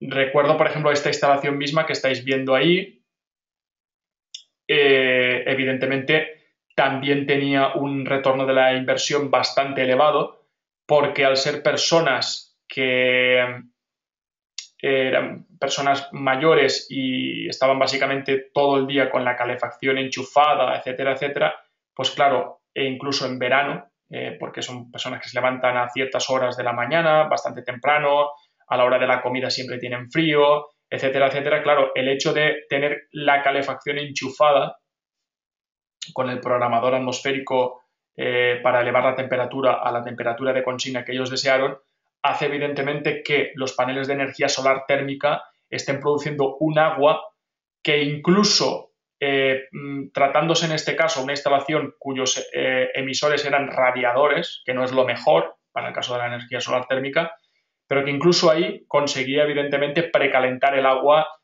a temperaturas altísimas, porque evidentemente estamos hablando de verano. Claro, si vamos a suponer, si antes lo hacía una caldera para impulsar el agua a 80 grados y tenía una entrada de agua fría sanitaria, en verano vamos a poner a 15 grados, pues el salto térmico de 15 a 80 son 65 grados. Si ahora la caldera tiene un salto térmico de 30 grados, 40, dependiendo de la hora que sea, pues estamos hablando de un salto térmico que es la mitad o menos de la mitad. Haremos un ejercicio simplemente para que veáis esto que estoy hablando, un ejercicio que ya tengo planeado hacer seguramente la semana que viene, y el coste eléctrico el coste eléctrico del kilovatio respecto a lo que sería calentarlo por otros medios. La energía solar térmica a mí me ha dado bastantes alegrías, me ha hecho pensar mucho, me ha propuesto muchos retos, parece que sea una cosa, ¿verdad?, así sin más, simplemente parece algo puesto ahí que no tenga, digamos, más de lo que se ve, pero realmente para hacer un proyecto eficiente con energía solar térmica uno tiene que calentarse muchísimo la cabeza, especialmente por el hecho de que no existen, digamos, fabricantes que integren todas las soluciones. Lo que existen son mayoristas que integran todas las soluciones con distintos fabricantes y si ahora existe algún fabricante que pueda integrar todas las soluciones, es decir, todos los aparatos que necesitamos integrar en una instalación de este tipo, evidentemente lo hacen a un coste elevado, es decir, lo hacen para aquellas personas que no entienden lo suficiente como para arriesgarse a mezclar elementos de distintos fabricantes y hacer ellos por sí mismos su proyecto. Esta instalación en concreto es una instalación de 10 paneles horizontal de 2,8 metros cuadrados por panel, es decir, tiene una superficie de captación de 28 metros cuadrados. Ni que decir tiene, evidentemente, que eso para simplemente agua sanitaria es una verdadera barbaridad. Y aproximadamente podríamos decir que para unas 15 personas, más o menos, si no recuerdo mal, estamos hablando ya de hace 5 años, 4 paneles eran más que suficientes en aquel entonces, con lo cual los otros 6 paneles fueron todo un reto conseguir hacerlo lo más eficientemente posible para que la instalación realmente cumpliera con lo que se dijo. Esto fue todo una satisfacción personal después de muchísimo trabajo de resolver muchísimos problemas con bombas, problemas de rendimiento, problemas de cargas para poder equilibrar los circuitos. No fue nada fácil, pero la satisfacción personal que tuvimos fue cuando, si no recuerdo mal, en mayo de 2011 se puso la instalación en marcha. Al tener evidentemente un consumo elevado de este tipo de energía también en verano, por tratarse de personas mayores, tuvimos la satisfacción de poner la instalación. Si os fijáis, en mayo es un mes que en España ya tenemos, y más en la zona de Valencia, muchísimo calor, y eso significa que cuando la instalación entró en funcionamiento, evidentemente el camión de gasóleo que venía a poner, a llenar el depósito, se dio cuenta inmediatamente porque dijo: tenías básicamente el depósito lleno. Es decir, evidentemente que en este caso no nos autorizaron a cambiar la caldera por una caldera de biomasa. Pero bueno, el hecho de poner este sistema, pues a ellos evidentemente les vino muy bien, porque empezaron a ver la amortización de esta instalación, que si no recuerdo mal rondaba los 36.000 euros, desde el primer momento. Desde el primer momento, de un depósito de 2.000 litros, pues evidentemente no es lo mismo que lo llenen que llenen solo la mitad. Entonces, esto nos permitió, evidentemente, pues salir de allí con una satisfacción personal muy grande, porque a partir de ahí, encima, empezaba la temporada en la cual el verano iba a hacer que toda esta gente básicamente no necesitase ya el uso de la caldera de gasoil más que en momentos muy puntuales. Lo que había anterior a esto, evidentemente, era una instalación también térmica, que funcionaba ya muy mal por el mantenimiento inexistente que tuvo. Estuvo durante 20 años funcionando a pesar de tener un mantenimiento inexistente. Y efectivamente, claro, cualquier tipo de calentamiento de agua, ya sea para el uso sanitario o sea para calefacción, tenía que pasar evidentemente por una caldera de gasóleo. La persona encargada del mantenimiento evidentemente se dio enseguida cuenta de que la caldera prácticamente ni se enchufaba. Yo personalmente estuve 6 meses trabajando en esta instalación, estuve muchísimo tiempo en la sala de máquinas, prácticamente se podía decir que hice un máster o una tesis doctoral en esta instalación, porque fue una de las instalaciones que más me motivó y que más reto me planteó en su momento, por las dificultades que tuvimos, por conforme estaba, ¿no? Porque un replanteo siempre es más complicado que una instalación nueva. La energía solar térmica en general es una energía que la vais a poder acoplar a cualquier tipo de climatización, siempre y cuando la climatización se produzca por agua. Evidentemente, la podéis acoplar a una casa o a un edificio que ya tenga, por ejemplo, un sistema partido de splits, de aire acondicionado, pero no vais a poder hacer un híbrido, es decir, van a ir cada uno por separado. Pero la energía solar térmica la podéis combinar con cualquier tipo de fuente productora que distribuya por agua. Esto es así en cualquier tipo de caldera: gas, gasóleo, GLP, biomasa. También la podéis acoplar evidentemente con una bomba de calor aire-agua, es decir, con una bomba de calor aerotérmica. ¿Por qué? Porque distribuye por agua. Recordad que la nomenclatura aire-agua significa que el primario es aire y el secundario o el sistema de distribución es agua. O con una bomba de calor agua-agua, primario agua y secundario agua, es decir, una bomba de calor geotérmica. Dependiendo incluso del proyecto, me atrevería a decir que puede ser interesante la térmica junto con la geotérmica si esta tiene picos de consumo. Dependiendo del proyecto, hay que analizarlo siempre. Ya sabéis que de la geotérmica se suele decir que es una energía que ella misma, y eso es así, se vale por sí misma para suplir absolutamente cualquier tipo de demanda. Eso es verdad, ¿vale? Y que tiene muchísimas ventajas, como por ejemplo tener una temperatura fija al sacarla del suelo o del subsuelo, el intercambio, ¿no? Al hacer el intercambio allí. Pero si hubiese momentos de pico cuando hay mucho sol, una térmica, yo estoy convencido de que podría incluso ser más que interesante, ¿vale? Evidentemente dependerá de las condiciones en las que se hace la instalación, de los precios, del fabricante, etcétera, etcétera. Dependerá de muchas cosas, pero no la descarto. No la descarto de ninguna de las maneras. No hace falta tener térmica para cumplir con el código técnico de la edificación si tenemos geotérmica, ¿vale? Porque la geotérmica de por sí es una energía renovable que evidentemente cumple con los requisitos para producir agua caliente sanitaria de forma muy eficiente. Pero yo soy partidario de estudiarlo para que el proyecto sea siempre lo más eficiente posible. Bien, tengo un par de transparencias más por ahí de la térmica, aunque probablemente ya las hayamos comentado. Vamos a ir pasándolas.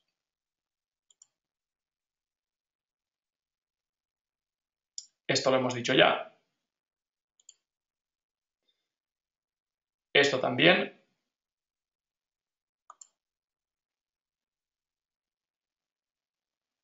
Y esto es lo que me ha faltado comentar un poco. Bien, la térmica consigue tres tipos de temperaturas. Para nosotros hablaremos de la térmica de baja temperatura, también se llama térmica de baja entalpía, menos de 100 grados, que sirve para agua caliente sanitaria y apoyo a la calefacción. Bien.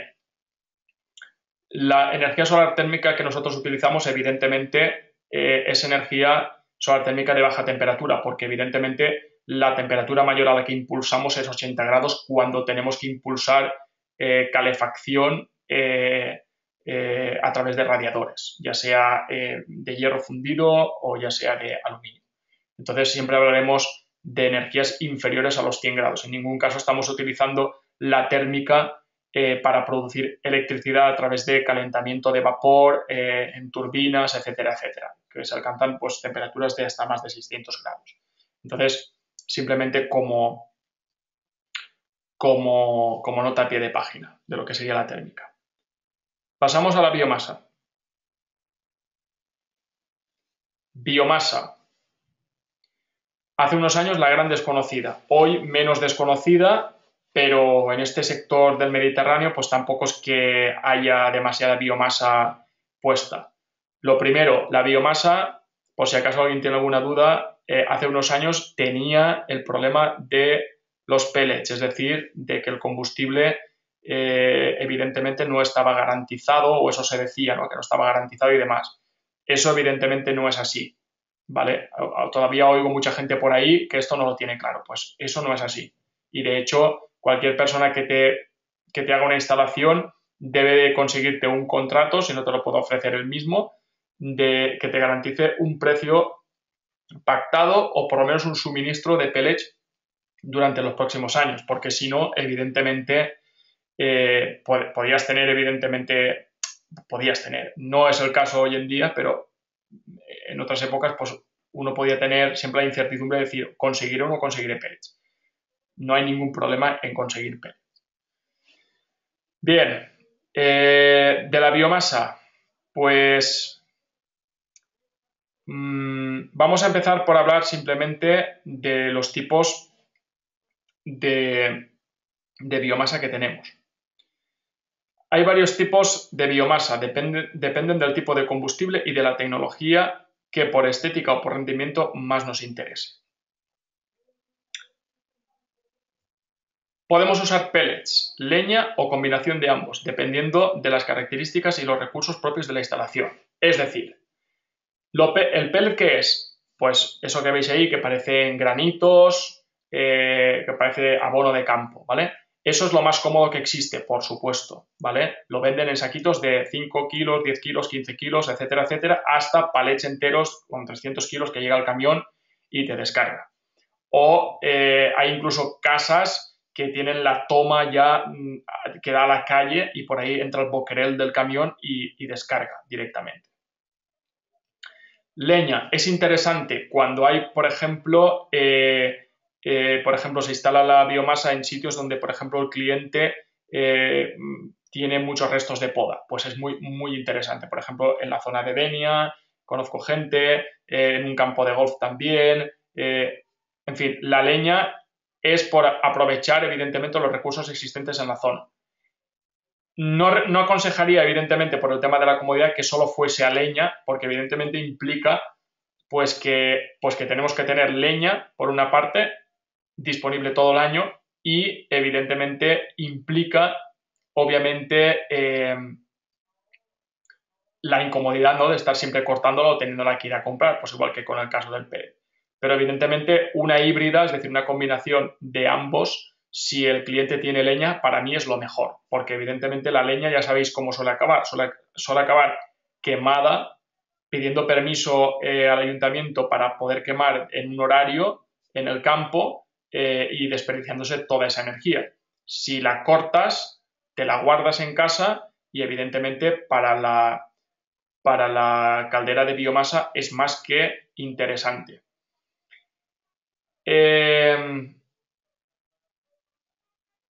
No todo lo que veis por ahí que funciona con biomasa puede funcionar con leña. Una caldera de biomasa sí, y un insertable también.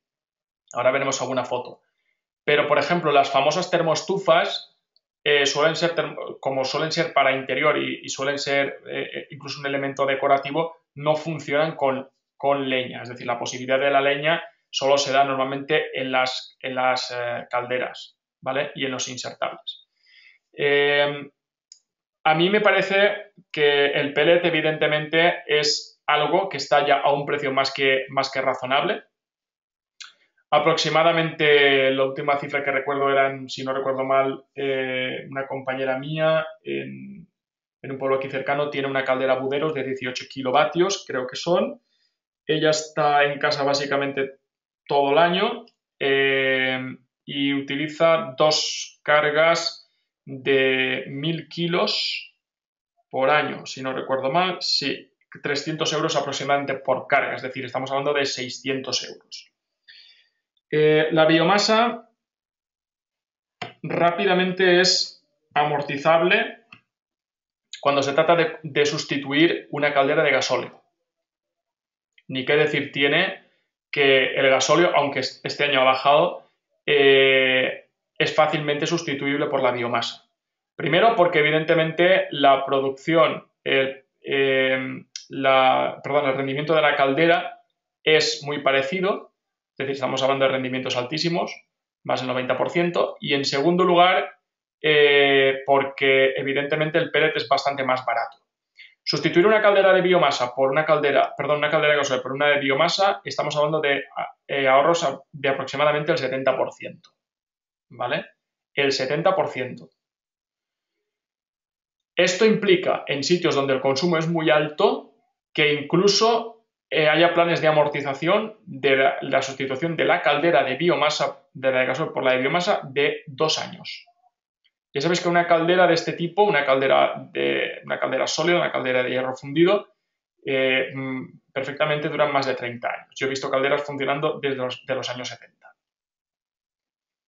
Con lo cual, evidentemente, algo que dura tanto y se amortiza tan rápido tiene un retorno de la inversión bestial. Bestial. Las calderas de biomasa no suelen ser tan competitivas a nivel de precio cuando estamos hablando con clientes que ya tienen gas ciudad. Ahí es bastante más difícil entrar. Sí es fácil con calderas de gasóleo e incluso con aquellos que tienen un contrato con un suministro de gas licuado propano, ¿vale? Típica caldera en medio del monte o la típica casa autosuficiente o recinto autosuficiente que utiliza un depósito de 1000, 2000 litros de gas licuado propano. Ahí sí es bastante más sencillo. Conozco una empresa cuya estrategia comercial en biomasa es detectar en qué puntos existe gas ciudad y no ir a esos puntos. Quitar esos puntos, digamos, de su mapa de ventas e ir directamente por todas aquellas zonas donde las calderas suelen ser de gasóleo. La caldera de biomasa se ha popularizado bastante, la caldera de biomasa y, digamos, todo lo que son los generadores que utilizan biomasa, porque se ha hecho un esfuerzo bastante interesante en hacer distintas soluciones, es decir, no solo hablamos de una caldera que tiene que estar en una sala de máquinas, bla, bla, bla, sino también, evidentemente, de cosas muy interesantes y muy bonitas, como por ejemplo puede ser un insertable o una termoestufa. Tenemos calderas, termoestufas e insertables como principales generadores. Esto tiene pros y contras dentro de lo que es la propia biomasa. Primero, si necesitamos potencia, lo que nos suministra seguro potencia para soluciones medias y grandes es una caldera. Las termoestufas están bastante limitadas en cuanto a lo que es la potencia que pueden suministrar.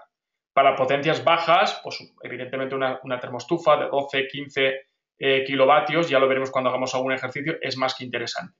Pero evidentemente no es el caso de cuando necesitamos evidentemente tener potencias altas, ¿vale? O sea, lo suyo sería tener una caldera, que las hay de muchos rangos, de muchas potencias y una sala de máquinas preparada para eso. Pero para soluciones pequeñas como casas, etcétera, etcétera, pues una termoestufa puede ser algo interesantísimo y además muy bonito. Y un insertable también.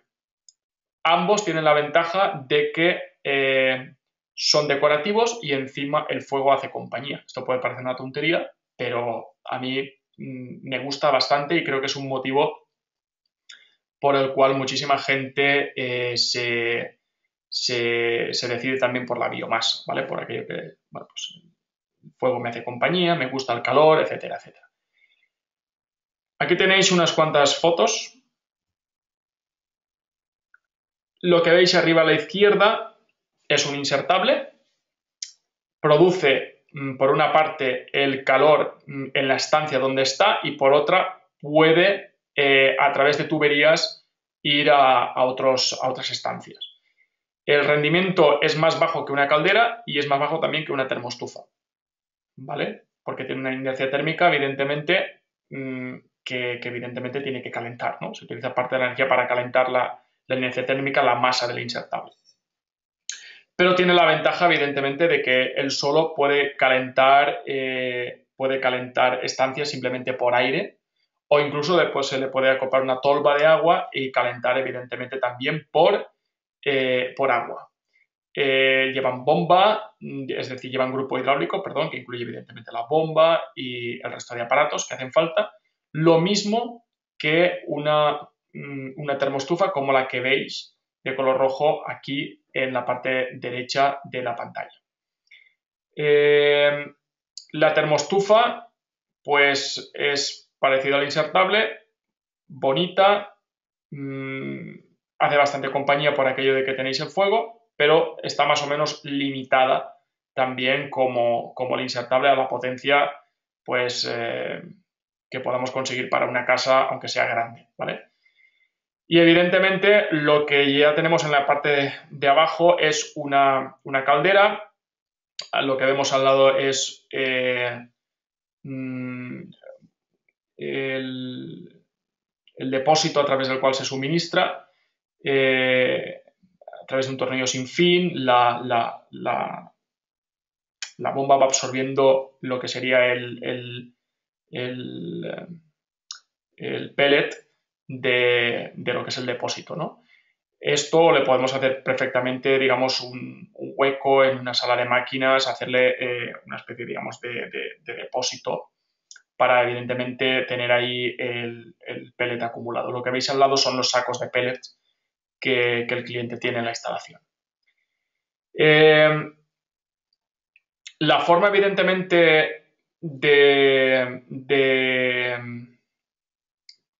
actuar de una caldera de biomasa es, por una parte, tener un calentamiento instantáneo, básicamente, no instantáneo, ¿vale? Pero un calentamiento de lo que es un depósito interior para tener, digamos, una salida preparada ya al uso tanto de calefacción como de ACS y, evidentemente, dependiendo del tipo de instalación que vayamos a tener, pues esa caldera puede acoplarse con un sistema térmico a través de los depósitos,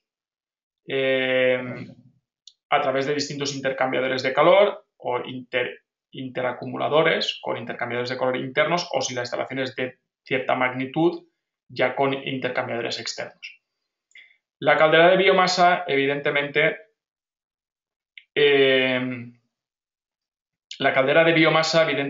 está en una sala de máquinas, por lo que no tiene la ventaja que puedan tener los otros dos elementos, la termoestufa y el insertable, donde evidentemente cuando hagamos un proyecto de dimensionado, pues nos daremos cuenta de que dependiendo de la estancia, pues no hará falta poner ni siquiera radiadores, por así decirlo, si tenemos ya el insertable o si tenemos la termoestufa allí. La caldera lo que evidentemente sí da es muchísima más potencia. Es por esto que evidentemente con la caldera tenemos que ir digamos, con cierto cuidado a la hora de dimensionar la caldera para, si hacemos una instalación híbrida con energía solar térmica, pues ajustarse lo más posible a la demanda energética y no pasarse, evidentemente, porque el sobredimensionamiento siempre tiene un coste, pero tampoco quedarse cortos. Normalmente podemos coger la regla de que más o menos el generador tiene que tener por lo menos un 20% más de la potencia, esto sirve para los tres casos, de lo que sería la demanda energética a cubrir. Es decir, por ejemplo, si me piden 10 kilovatios de potencia térmica, como mínimo la caldera debe ser de 12, ¿vale? El rendimiento es altísimo, pero evidentemente por lo menos tenemos que estar como mínimo un 20% por encima de lo que sería lo que nos pide la demanda energética. Aún así, cuidado con el tema de la caldera si lo mezclamos con la energía solar térmica para, digamos, no sobredimensionar y que realmente la térmica nos pueda tener un retorno de la inversión importante junto con la biomasa y realmente lo que le estemos vendiendo al cliente sea eficiente y sea algo que económicamente sea rentable. Cuanto más eficiente sea, evidentemente más económicamente rentable será. Yo con una termoestufa o con un insertable, evidentemente, como son elementos más pequeños e incluso decorativos y tal, y no todo lo que se busca simplemente es eficiencia, sino también, evidentemente, tener el aparato en casa por estética o porque nos guste simplemente el fuego, pues no tiene tanta repercusión. Pero en el caso de la caldera sí es interesante hacer un muy buen dimensionado de ella, ¿vale? Veremos algún ejemplo de dimensionado. Y por último, y para terminar hoy, tenemos aquí un ejemplo de una casa. Bueno, aquí tenemos el ejemplo típico de una casa donde, bueno, pues tenemos una termoestufa, en este caso es una termoestufa, correcto, que lo que hace evidentemente es suministrar a todas las habitaciones de la casa, a excepción de donde está ubicada la termoestufa, que es el salón, exacto. Entonces, lo que tenemos aquí, evidentemente, es un ejemplo para que veamos que las termoestufas son elementos que no solo sirven para calentar en la estancia en la que estamos y para calentar a través de aire, sino que son evidentemente capaces de incorporar un depósito y un grupo hidráulico para bombear agua a los distintos circuitos de la casa. E incluso en este caso, para bombear agua a radiadores, que son aquellos que nos exigen una impulsión de agua a mayor temperatura. Es decir, como sabéis, evidentemente, la impulsión en radiadores suele estar alrededor de 80 grados y el retorno alrededor de 60. Nada tiene que ver, evidentemente, con un solo radiante. Entonces, con una termoestufa, lo que quiero mostraros en esta imagen es que, aparte de ser un elemento decorativo que podemos tener en el salón, es un elemento que nos puede suplir la demanda energética de toda la casa. Con lo cual nos evitaría también el espacio de tener una sala de máquinas. Si evidentemente la usamos muchísimo, pues habrá que tener, porque no suelen tener un depósito demasiado grande de reserva, si no recuerdo mal, 20-30 kilos es lo habitual. Habrá que tener evidentemente algún saquito por ahí de reserva para no quedarse evidentemente sin combustible y tener siempre evidentemente el pequeño depósito lleno, sobre todo en temporada de mucho frío. Esto sobre todo en las zonas del interior de España, León, Burgos, etcétera, etcétera, lo tienen bastante claro. Y bueno, pues soltado ya, digamos, la charla de hoy, deciros que si tenéis alguna pregunta me la hagáis y si no, que os la penséis para el próximo día. El próximo día voy a hacer algún que otro ejercicio práctico, no sé si será ya directamente el miércoles o el jueves, porque quisiera continuar todavía con algunas energías renovables, pero quizás me pare y haga algún pequeño ejercicio de algunas de las energías renovables que ya hemos visto. Os haré evidentemente algún tipo de ejercicio también general que servirá un poco para daros a entender lo que es el rendimiento de las energías renovables contra las energías fósiles, para que veáis un poco lo que es la eficiencia energética y de qué números estamos hablando cuando tenemos un proyecto delante. Y bueno, pues deciros también que el lunes, como muy tarde el lunes, vais a tener a disponibilidad ya las grabaciones y algún borrador de lo que estamos viendo. Con esto, simplemente deciros que los ejercicios que voy a pensar prácticos estarán pensados para que los realicemos aquí. Si quiero, por ejemplo, que tengáis alguna cosa a mano, por ejemplo, alguna calculadora, papel, etcétera, etcétera, me lo mandaré por correo electrónico antes para avisarles, ¿vale? Si no hace nada, no hace falta nada especial, simplemente pues lo haremos aquí sobre la marcha y ya está. Bueno, pues creo que no me dejo nada, no veo manos levantadas. Si os parece, lo dejamos aquí. Agradeceros esta segunda charla, deciros que paséis un buen fin de semana y desearos que profundicéis un poco con estos conceptos, que la semana que viene vamos a ir, digamos, de una forma más tranquila, más pausada y mucho más práctica, ¿vale? Muchísimas gracias y hasta el miércoles de la semana que viene.